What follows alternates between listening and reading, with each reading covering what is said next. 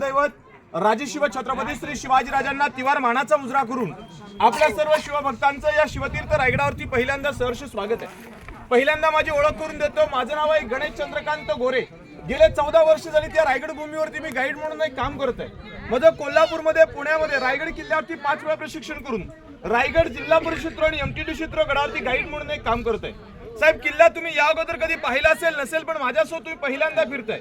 किल्ल्याचं वरचं क्षेत्रफळ 100 एकर आहे, जिथे गाडी पार्किंग केली पायथ्यापासून रायगड 1200 एकर। आपण कल्पना करा, 100 एकर रायगड पूर्ण बघायला 2 दिवस पुरत नाहीत, मग 1200 एकर रायगड फिरायला आपल्याला किती वेळ लागेल? प्रत्येकाने आपल्या चालण्यानुसार प्रत्येकाने कल्पना करा।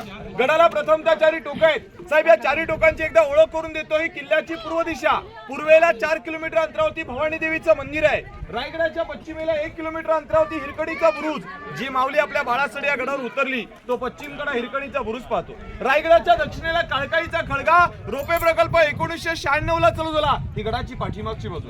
रायगडाच्या उत्तरेला त्या भगव्या ध्वजाखाली जे टोक दिसतं का, हे रायगडाच्या उत्तरेचे टकमोक टोक। आणि साहेब, या किल्ल्याला पायऱ्या किती तर 2350 पायऱ्या। जीवनात आलेल्या प्रत्येक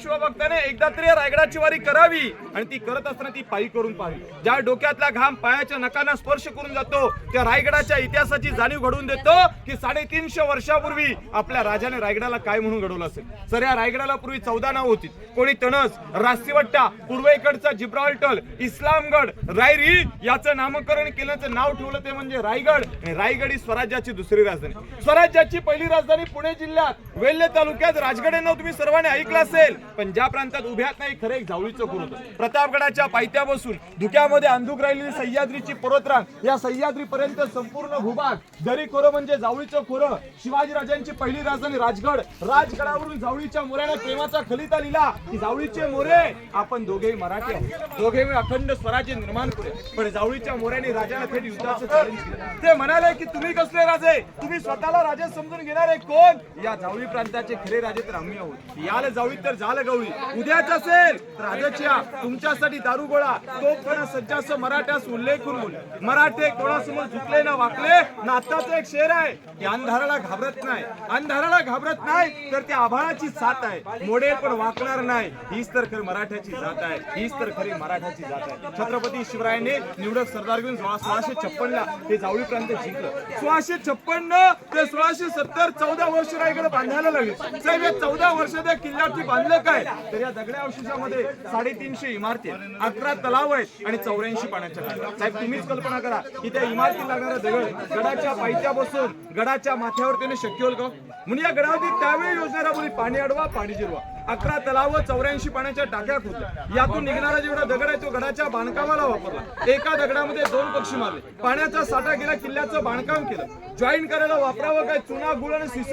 पण जो रायगड तुम्ही सर्वजण पाहताय ना, हा सध्या ओपन आहे। तुम्हाला प्रश्न पडेल की याच्यावरती त्या काळात छप्पर होतं की नव्हतं? साहेब, छप्पर होतं ना, चौकोनी सागवडी खांब होते, बँगलोरी कुंभारळीच्या कवलांचं छप्पर होतं, आतून बाहेरून रेशमी पैठण्या होत्या, कावदिव्यांच्या पंचा मशालीचा उजेड होता। 10 मे 1818 ला इंग्रज ब्रिटिश कर्नल प्रहत मेजर हॉल 2 ब्रिटिश आणि रोपेच्या शेजारी डोंगर आहे, डोंगराचं नाव आहे पोटल्याचं डोंगर। पोटल्याच्या डोंगरावरून तोफांचा भडीमारा केला, किल्ल्याचं पहिल्यांदा दारू मोठ्यानं उद्ध्वस्त केलं। इतिहासाच्या नोंदीनुसार 11 दिवस जळत होता। आज दगडांचा किल्ला पाहायला सुरुवात करूया। इथून तुम्ही 500 पायऱ्या खाली असणार तुम्ही सर्वांनी गडाचा महादरवाजा गेट पाहिला कसं? हा गेट तुम्हाला गडाच्या पायथ्या बसून, अन्यथा महादरवाजा वरच्या गडाच्या माथ्यावरून दिसत नाही।